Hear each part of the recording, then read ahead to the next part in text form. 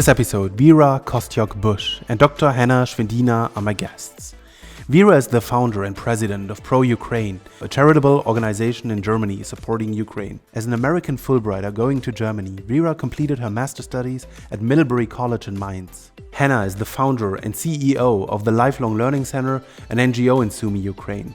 And she's a professor of management at the American University of Kyiv, also teaching at Sumy State University. As a Ukrainian Fulbrighter going to the US, Hanna conducted postdoc research at Purdue University in Indiana. We talk about daily life in Ukraine in the face of Russia's ongoing invasion. Some cities like Middlebury or Svisa,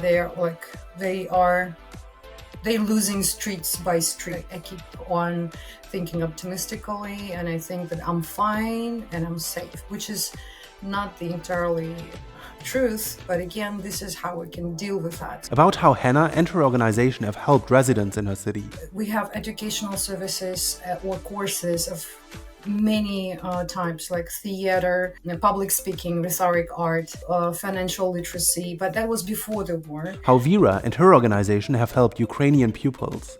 Each year, we were able to invite about 6 to 8 students with their teacher to come and experience our democratic system here and to see how we live and how life is here.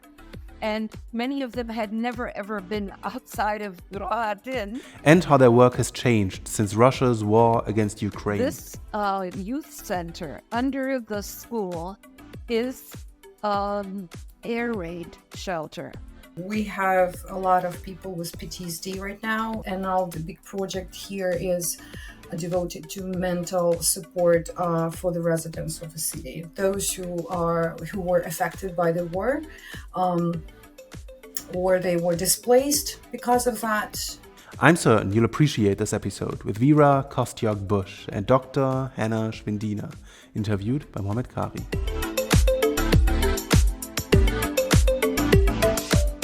Thanks to the two of you for joining Fulbright Pulse today. It's fantastic to have you two. Both of you are socially engaged in Ukraine, have been socially active long before Russia's invasion of Ukraine. Vera, you live in Germany, and your charity Pro-Ukraine or Pro-Ukraine supports Ukraine reaching out from Germany. Hanna, you live in Sumy in Ukraine. So maybe to get an understanding of the current situation, where is Sumy and what is the current situation in the city? Okay, so Sumy is a northern eastern region. We have Oblast, Sumy Oblast, and the town is the center of it, but geographically it's very, very close to the northern border line with Russian Federation. So technically, I live in 30 kilometers from the border. And we have shellings and missile attacks approximately on daily basis, like once in 2 days, once in 3 days. And now people, I wouldn't say get used to it, but I would say we have new normality, because we need to go down to the shelters. We need to take care of ourselves in a new type of protocol for security.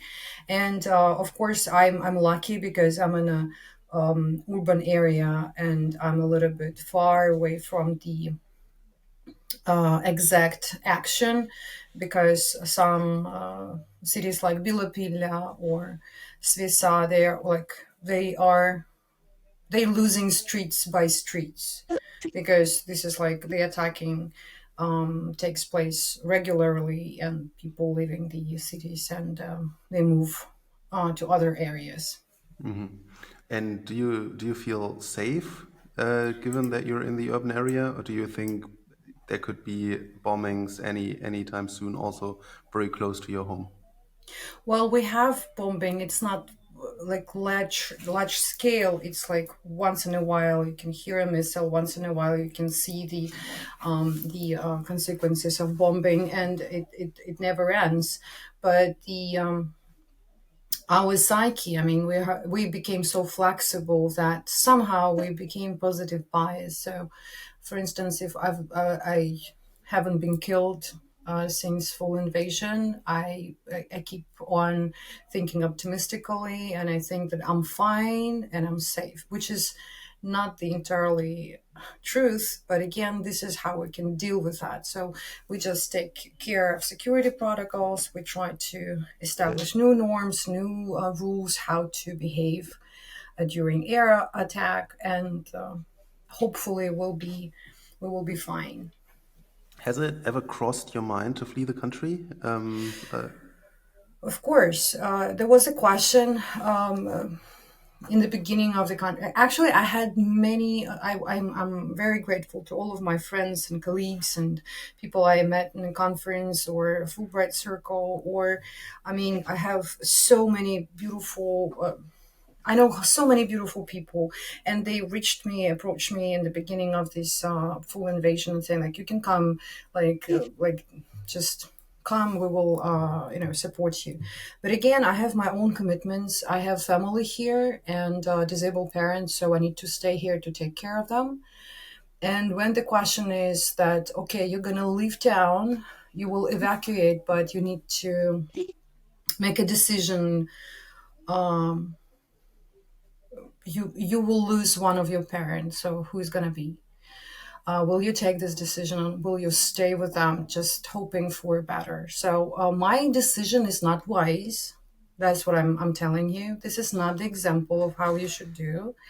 If you have small kids, you should evacuate immediately, or even before the news. Like, we knew that the war is coming, but we were too optimistic about, like, no, it's not going to happen.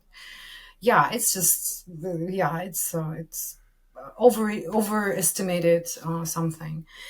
But then, if you have kids, if you have small kids, teenagers, you need to evacuate. So my situation was different. I was not even thinking about that. I was thinking about that, but I didn't have a choice, because I don't have this choice in my heart. I had to stay with my family, and I had to help on the ground. You were just saying that you're pretending that you can live a normal life. So you're. It's not a pretending, it's just new reality. I always wondered, like, we know Erich Remarque, the author, who was writing his notes during the war, and they went to coffee shops, they went to restaurants, they have these discussions during the war, under the shelling. And I was always like wondering how it could happen, right? But again, it happened to us. We go to the restaurants, we go to coffee shops, we're socializing, we're doing projects, we help other people, we unite in volunteers group, in networks of helpers. And it's just, now you have one more requirements, how to stay safe and how to provide your participants of a project with safety or security in terms of shelter, when you know that the missile is coming. Let's focus on, you were just saying, to keep the participants of your project safe. Let's talk about those projects a bit. So you have 3 jobs. First, you are a co-founder and now CEO of the NGO Lifelong Learning Center. You are a professor at Sumy State University, and you are a professor at the American University of Kyiv. So let's focus on your NGO for a moment. What is the mission of the Lifelong Learning Center? And what has that mission been even before the war? So our mission was to provide any educational services that are in request by residents of the city and oblast and Ukraine. We went globally. We had international projects in terms of urban transformations. Most of our projects were aimed at making the image of our city more positive, to make our place more attractive for tourists in terms of historical background, because our city was founded by Cossacks many years ago. And we have educational services or courses of many types, like theater. We have rhetoric, public speaking, rhetoric art. We have financial literacy, but that was before the war. After the war, our courses shifted a bit towards security, or like basics of security, first medical aid, the first psychological aid, and now the big project here is devoted to mental support for the residents of the city, those who were affected by the war, or they were displaced because of that. Well, mostly that's it. Did you have funding? How would that work? Okay, thank you very much. So we work with multiple funding organizations. One of the biggest and one of our partners is DVV International, with the headquarter in Germany. And we actually have another project with DVV International. It has started as project of transformation of twin cities. Celle is twin city of Sumy, and we were thinking about some kind of urban festivals or urban art. Well, like it was huge, but after the war, we were surprised by donors because they said that we don't want to stop funding. Let's think how we can transform the goals of this project, and instead of urban festivals, we developed and founded a peace center in Celle for migrants, for refugees. So I believe 1,500 residents at least moved to Germany, to Celle, because of this project, because they knew that they're going to have support in terms of any consultations, any advice, how to fulfill documents, how to communicate with government services, and so on and so forth. German language, including, and so on. You work as a professor at two universities in management, I think. So how has your work changed? So let's put it that way. At Sumy State University, we had and still have projects in intercultural communications, intercultural development. It has changed significantly because before the war, before the full invasion, we thought about how to embrace new groups of new ethnic minorities groups, how to make the environment safe for the newcomers, because we have a lot of international students. We had them before. Now we're thinking about the how target has changed, because international students unfortunately left. Fortunately for them, of course, but unfortunately for us, they left this region, and which is good for their safety. But now we have a lot of newcomers from different regions like Mariupol, Zaporozhye, Dnipro, Donetsk, here in Sumy, and we welcome them. And now we need to understand that we have different problems, how to how to make their life easier, right? So to make them feel that they are here friends, not just strangers or outsiders. This is one thing. This is our projects that funded by Erasmus Mundus. And as a professor at American University Kyiv, I have different courses, and we spend a lot of sessions with my students. They are Ukrainians, so different ages, different social dimensions, and we spend a lot of our hours talking about how to make what is the recovery for Ukraine will look like in a couple of years, what we should do right now to make the transformations easier, or what kind of modifications at the institutional level we should launch right now. So it can be business, it can be institutions, it can be behavior at individual level. But again, it's the educational process hasn't stopped. Maybe it became even more crucial because people now thinking like, right, I realize that I don't have knowledge enough to move forward. I need more knowledge, best practices. Maybe American standards of education will help. Interesting. Vera, I already said it. You also have a social engagement or social involvement. You founded and lead pro-Ukraine, pro-Ukraine e.V. in Ratingen, close to Düsseldorf in Germany. What is the mission of pro-Ukraine? Well, I have to go back 32 years to 1991 when the Soviet Union fell apart. And actually, I wanted to see the town where my mother comes from, which is 60 kilometers south of Lviv in western Ukraine. And before, it was always a military zone, and we, as tourists, were not allowed to go there. So for me, that was an opportunity. And what I saw there shocked me.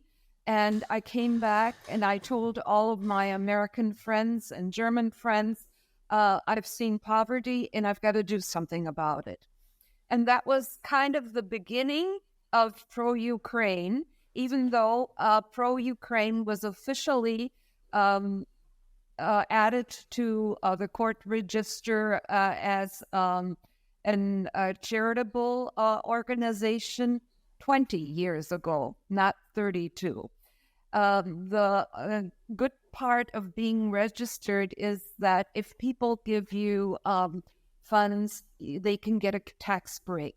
And if you're not a registered organization, you can't do that.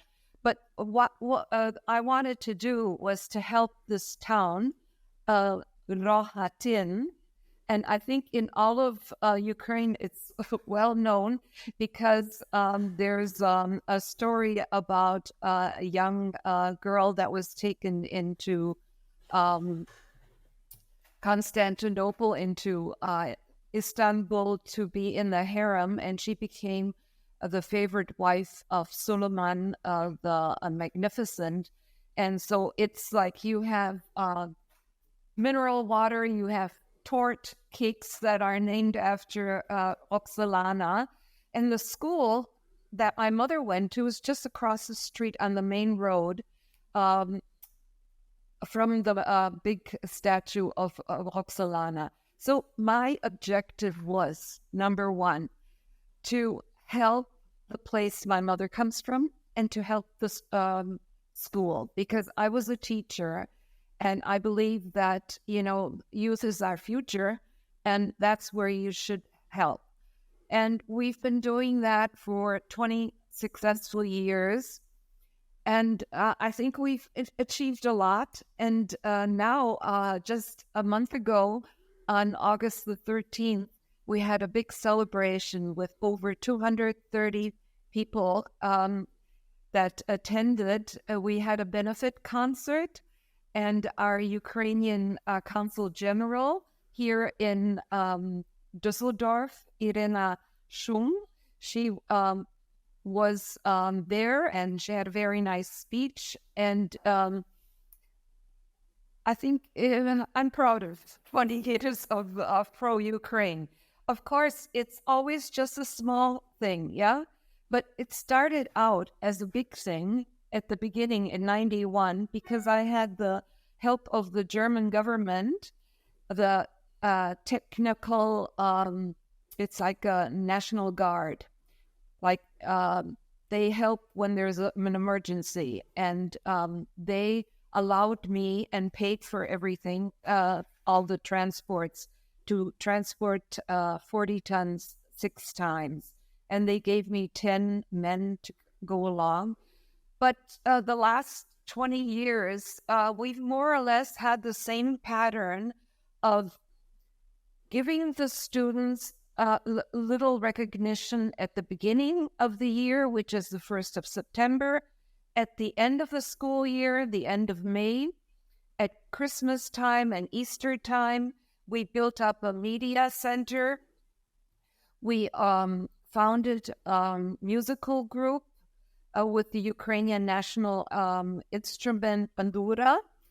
And the thing that I'm very proud of is that each year we were able to invite about 6 to 8 students with their teacher to come and experience our democratic system here, and to see what we, how we live and how life is here. And many of them had never, ever been outside of Rohatin. So going on a plane, climbing up to the top of Cologne Cathedral, things like that. I think for the rest of their lives, they will never forget this. And we call these kids our alumni group, the pro-Ukraine alumni group. So, but the top thing pro-Ukraine has done, at first they asked me and they said, oh, Pani Vera, we need about 7,000 to build out our basement. In Polish times, before World War II, there was a restaurant, but now it's just a dirt floor and just the part of the building, a basement, nothing there. So I thought about it for 2 years, and then turned out to be 10,000. But 10,000 was just a little part. But they, with their own energy and their own work, they were able to make this into a jewel. And now this youth center under the school is air raid shelter. And it had, in the winter, it had generators, and the children's program was then cut in half, that because not so many children fit in, not the whole school. So each child has less than their body is room, and they have to squeeze together. So everybody, in case of alarm, everybody has a spot, but that's only half of the school. And they alternate with morning school, and in the afternoon, then the different children come. Mm-hmm. Wow. So that has been an evolution from providing materials for schools and helping to equip schools to rebuilding them as air raid shelters. All students from Rohatin school, right? How old were they? Well, in Ukraine, they finished school after the 11th grade. So we always chose the 10th grade children because they could still have a year of telling the others, we were there and we did this. And, it's an incentive for the kids to learn good, because they know that, I choose the best ones in that English and German language, because we don't speak any Ukrainian here. I always say you can speak Ukrainian at home, but here you're in Germany, either we practice the German or we use English. And but what you said before, right at the beginning, okay, generator and air raid center, but pro-Ukraine now has been providing underwear and socks for soldiers, bandages, the first aid kits, and successful now this week, an ambulance that was purchased in England and that will hopefully save lives. So, my organization is a charitable organization for children, but since we have this war for over a year and a half, it's also necessary to concentrate on that. Plus all of the refugees that we have here. Our church used to have like 50 people attending Sundays. We have 500 now. It has just exploded. And all of these people needed help. So we, under the church, we had psychologists helping if there was a problem. We had a babysitting, we had clothes, food, people helping to fill up. As Hanna said, that when the refugees come from the war areas, they need help to be registered, to have their children go to new schools and all of this.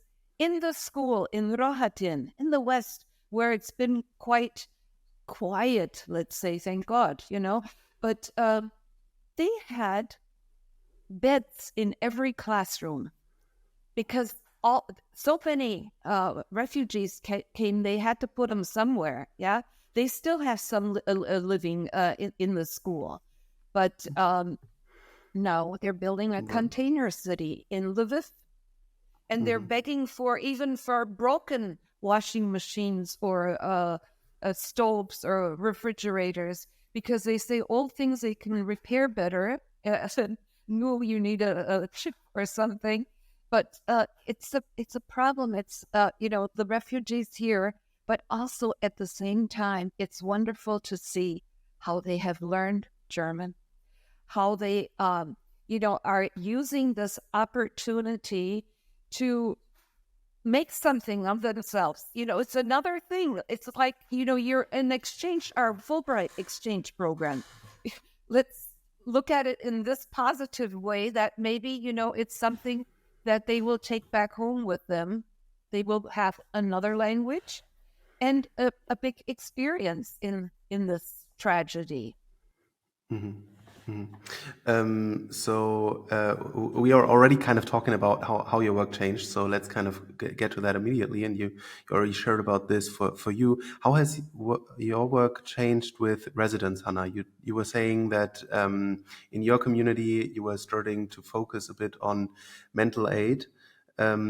Also working with refugees, kind of integrating them into the social setup of that particular community in Sumy, or in your oblast, I think, if I've understood this correctly. So how has your work changed in your lifelong learning center? Well, now it's a huge part of it is mental health for residents. Mm-hmm. So, well, I would say that we have three major problems because of full invasion damage. There was material damage to the objects of infrastructure. So I cannot deal with that. I'm not an engineer. The residents were affected because they lost their private property and they need to have some compensations in terms of like money for like how to say it, reconstruction. And this is another part of charity projects. And then we realized that actually all of us, including those who were not affected that much, we're all traumatized with a different degree. And luckily I found, or they found me, we found each other. So there is a Medair Fund. It's a charity organization based in Switzerland, and they went to our region and they visited the most city that was occupied by Russian soldiers. For instance, Trosteniec, Lebedin, Ochtyrka, and they found that residents were not gonna admit they need help, but they describe their problems, and that made us think that if we create a project that is aimed at mental health or psychological support, mental support, that will work too. And now we already launched a couple of group peer-to-peer group support. We won't call it like group therapy, even if the psychologists who facilitate their groups, they have PhD in psychology, they have tremendous experience, more than 10 years. But we stigmatized when people we don't want to admit that we have psychological problems, you see. But when we're having like mental support or just group support, that will be okay for the residents. This is what I do, and this is what I will going to proceed with. And besides that, of course, we have projects in educational services. So whenever a resident needs some help. So, for instance, still we have a cyber school. Teenagers won't stop in their endeavors to know something about coding, but now they're doing games, video games, and gamification turned a little bit darker because they're doing war games. With more topics, I would say. And this is a huge shift in the psychology, security courses, like how to behave if you see a mine, for instance. That's something that is part of our new reality. And financial literacy, how to survive when you were cut from the job or you lost the job in different region, you came here, now what, how you're gonna have like different qualification, how you're gonna survive, where you can go, where you can have help, and so on. So I would say that education still is a big part of my life, and this is my temple. The type the duration and the topic of these courses shifted a little bit. The way I mentioned, yeah. Yeah, you just spoke about traumatization. So there is a friend that I have in Germany here, and so he's working with a Ukrainian refugee, very good, very great scientist, who fled from a university in Ukraine and left her husband in the war. However, they sometimes still see. So she's, I think, traveling to Ukraine in order to, so that they see each other. However, he's changed very much, and like their relationship seems to suffer strongly from the result of him being in war and probably seeing things and doing things that are unthinkable for us. So is that something that you also observe? That Yes. because I think for us as Germans, we're not. Vera very much differently. She meets a lot of Ukrainian refugees as part of her work in with her charity. However, for most Germans, I think we don't know a lot of people that are really part of this war, and I would assume that is different if you are in a city which is just a couple of kilometers from the front line. So how is that something that you also see in people that you work with, that relationships like either physically break because there is loss of life of husbands and they also psychologically change because of people being in war? I'm gonna start, and then I will let Vera to add her story. So definitely, we have a lot of people with PTSD right now, and we can't underestimate the trauma of those who was waiting for them, because wives and kids are traumatized too. And actually, this is part of the grieving. The person that come home, this person is really changed. It's not the person you knew before the full invasion, and this is the biggest thing that is may be like a turning point in family development. We were not ready for full invasion, and we're less even ready for that kind of transformation, because now love is not enough to save the family. Now you need an access to best practices, psychologists, professional help. We shouldn't be shy about that. We shouldn't be saying like, no, I'm fine.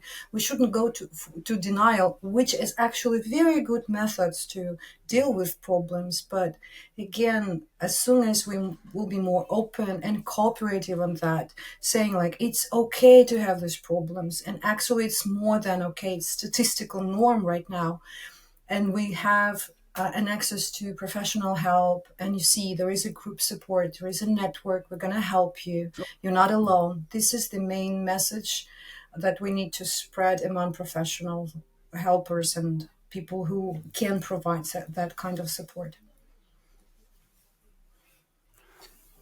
Vera, how is it for you? How do you experience refugees coming Well, from Ukraine? we're talking about mental health and things like that. Just today, two priests, the priest that is new in Cologne, he just became a priest last year. So this is all, in a hurry to get provide even churches for all of these refugees that we have here. But they asked for help for two young girls, 6 and 8 years old, that need a psychological help. And they're willing to drive. They live somewhere away from the city. They're willing to drive an hour or so just to reach a place. But then they need someone that speaks, Ukrainian or Russian, because otherwise they can't communicate with them. On the other hand, we have very successful stories also of first in North Rhine-Westphalia, our state here. They brought most of the Ukrainians to Bochum, the city of Bochum. And there they were registered, and then everyone could go wherever they had friends or where they wanted to go to. So a lot of people stayed in Bochum, And there is one musician who was able to make 4 choirs out of these Ukrainians, a ladies' choir, then a youth choir, and they are so successful that they sometimes have performances 3 times a week. And so it's kind of a joyful thing because they sing, the culture is alive, because that's another thing that Russians are doing. They're trying to not only do genocide, they're trying to kill our culture, that. And so it's good to keep song, poems, literature alive. But what I was doing at the beginning was trying to get to know the 90 orphans. And it's different in Ukraine with the orphans. Okay, they have orphanages, but mostly they're like with a family. And a husband and wife, they have 10 children then, 10 orphans that they take care of. I know one, Ola, she is here without her husband because he's at the front, but she has 15.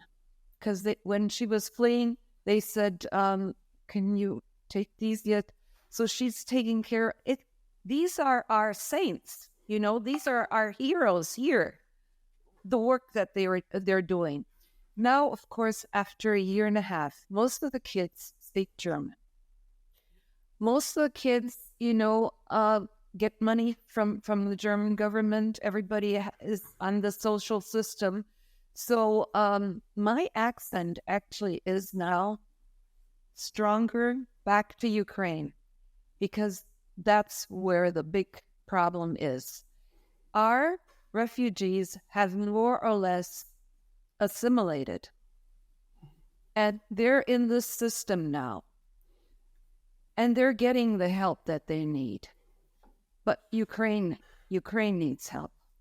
There are many, many areas, like with the ambulance, with I have 100 first aid kits that you can use a first aid kit in the house, just not only in your car, but a child falls and is bleeding. Okay, what are you going to do? Many small towns don't have a hospital. So your work nowadays is mostly getting goods and physical support into Ukraine. That is what kind of your work has also changed a bit. So you're kind of less focused on cultural exchange and more providing physical goods for Ukrainians in Ukraine. Mo, we both know Frau Dr. Juliane Kronen. Yes, she has been on this podcast a couple of episodes ago. Yes, she had a big celebration yesterday. And we were there. We were invited because all the things that I have bought, just about everything, is from there. And you know about it. Inatura is 10 years old. She had about 150 maybe guests yesterday, and it was a program of several hours showing how she started with a company that wanted to get rid of 200,000 shampoos. And what do they do with that? They burn it. They get rid of it, yeah? And now her job and her charity is to get things for free and to sell them at a very minimal price. And we can profit from that. I can buy a electric toothbrush. Okay, you say we don't need an electric toothbrush. But if the electric toothbrush costs like a normal toothbrush, then it's better to buy the electric toothbrush.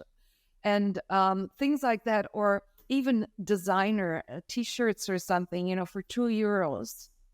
But these are things where I can only get that because I'm a registered charitable organization, and I have to sign each time that it will never be used for resale or for personal other things, that it really does go to help as here my help is for Ukraine. Mm-hmm. Yeah, fantastic to also close the loop here and now Right. know both people who realize those fantastic charitable things. All right, I think we've got a great overview over what the two of you are doing these days and how your work has changed over the years, especially not only over the years, but since Russia's invasion in Ukraine. So now I would be very much interested in understanding how it came to be. Vera, you already told us a tiny bit about your origin story and that your mother is from Rohatyn. How did you end up in Frankfurt? Okay, ancient history. Let's go back to the war. The Nazis were in all of Ukraine. Actually, that's bloodland, as Timothy Snyder wrote. This is where the war took place, in Ukraine. And my mother was taken to Germany, and she worked in Gera in a factory that was for furniture, but then in the war they were making small wooden parts for for airplanes. And my father, he was taken to farm in Taunus area near Frankfurt, and he was working on the farm. And each of them had a little bit of my mother more knowledge because her parents were both teachers, and they taught German in Rohatyn in West Ukraine. And of course, the KMK time of under Austria and Hungary.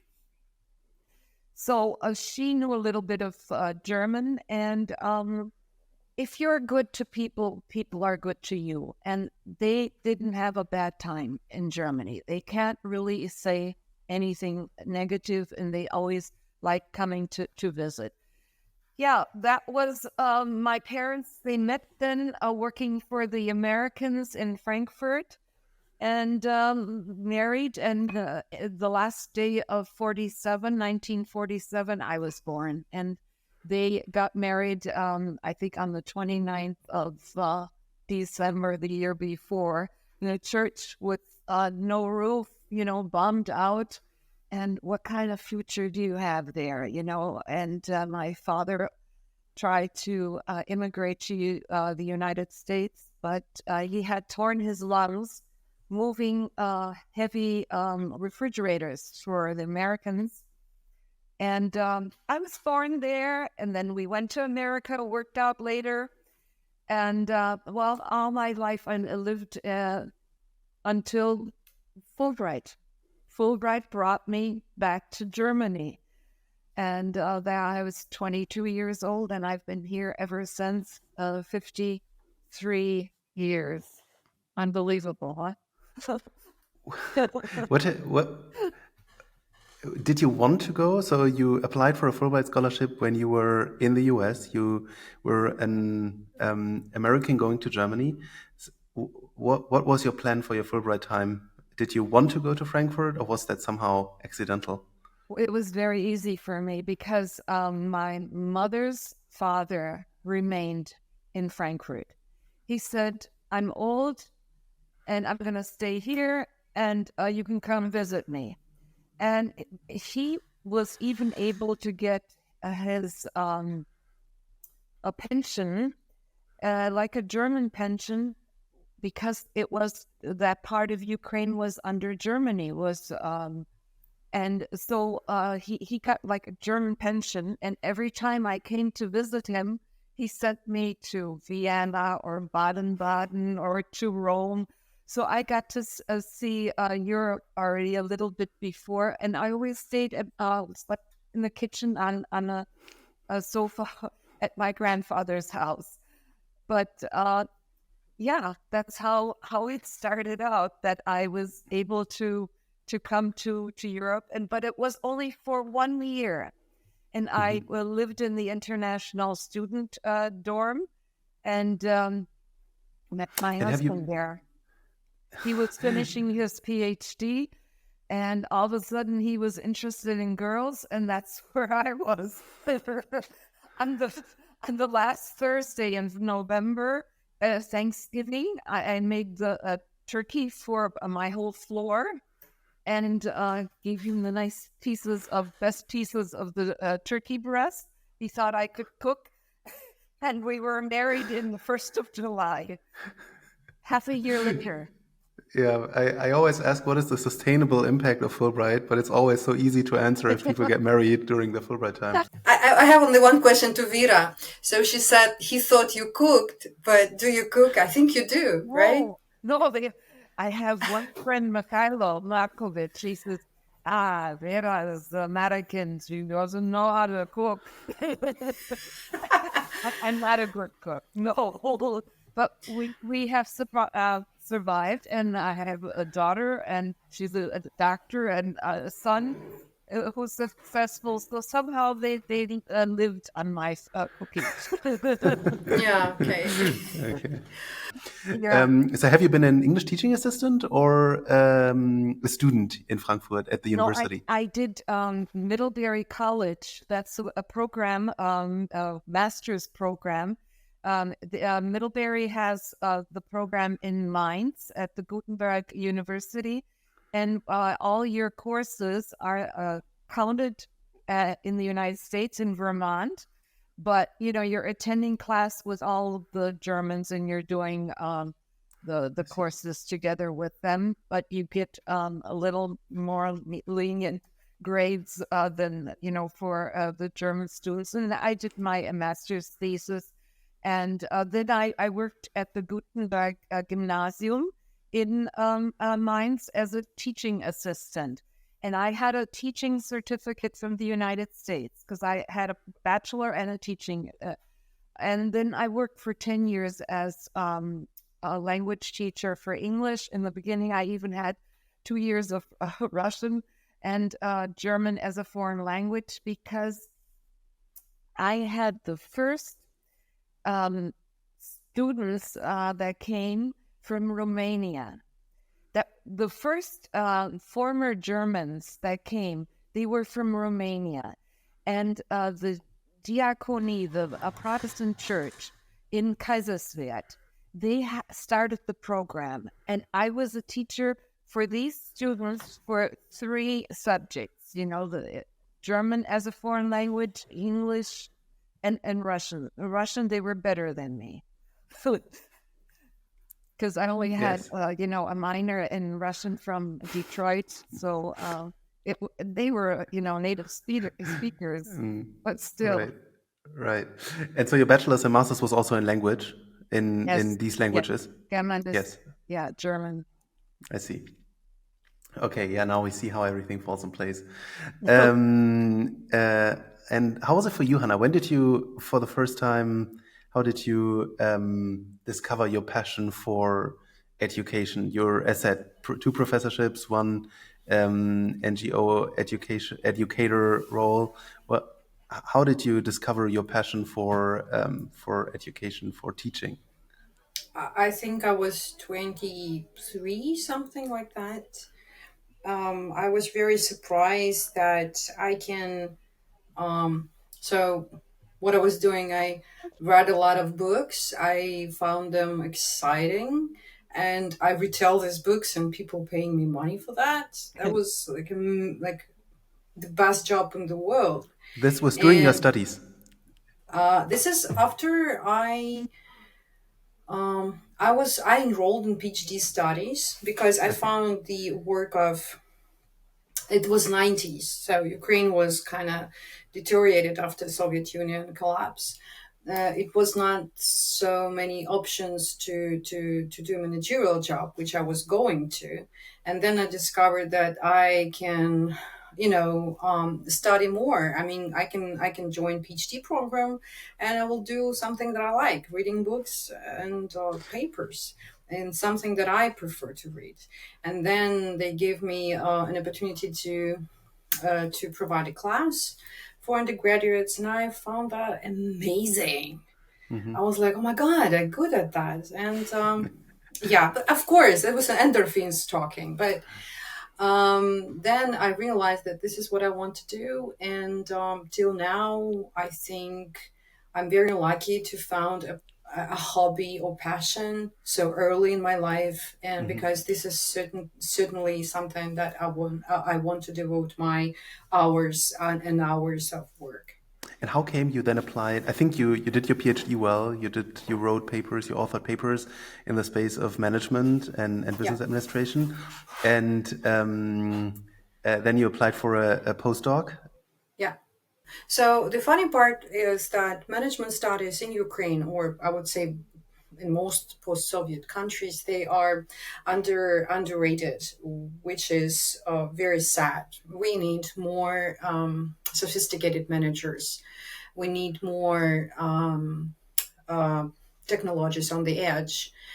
And the pioneer of strategic management I saw at this moment in 2015. I found Montpellier Business School, University of Montpellier. They have like united lab on specialized particularly in management major. And then I just discovered like an absolutely new world of papers, studies, areas, best practices.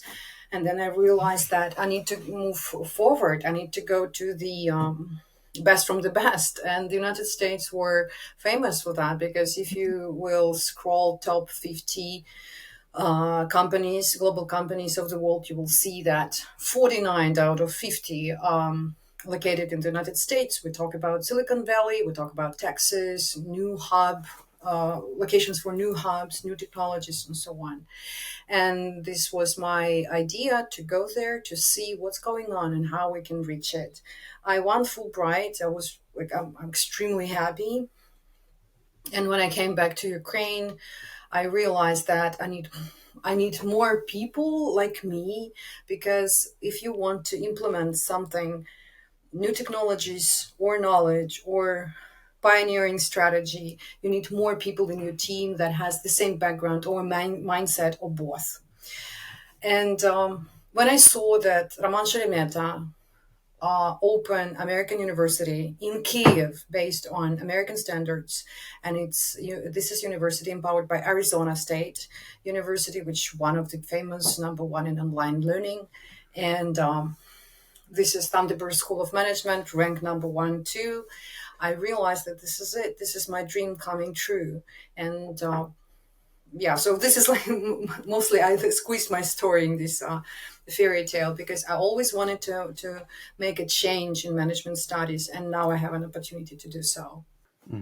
And how would you describe the influence that Fulbright had onto this path?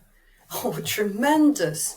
Everything has changed. My understanding of science, research, my understanding of labor costs, I saw in the United States, the first thing that I saw, that they value their labor and they charge every hour or that you spend for any activity, how like the decency they present themselves, the respect for credentials and respect for the achievements.